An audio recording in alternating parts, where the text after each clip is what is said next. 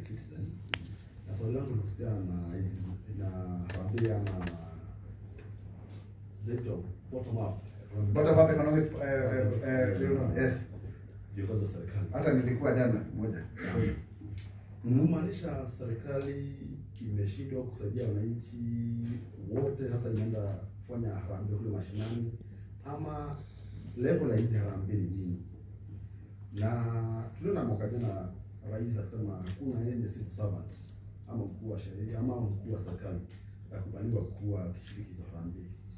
Mwaka mmoja umeisha, lakini kwanza hizi harambee zinaongozwa na wakuu wa serikali kwa hadi naibu rais. Asante sana. Mwanzo rais alisema kwamba kutapendekezwa sheria kuhusu harambee. Sawa sawa.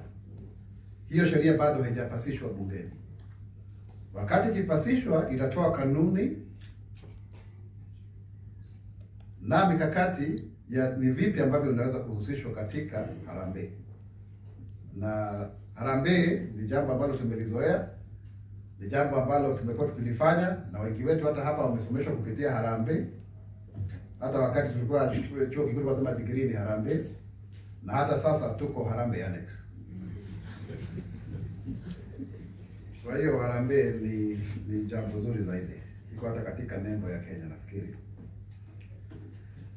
Na kwa hiyo sisi tumetoa njia mbadala za kuweza kuwapatia Wakenya pesa mfukoni. Kwa mfano, ule mfuko wa fedha wa Hustler Fund. Sasa hivi umeweza kuwafaidi Wakenya zaidi ya milioni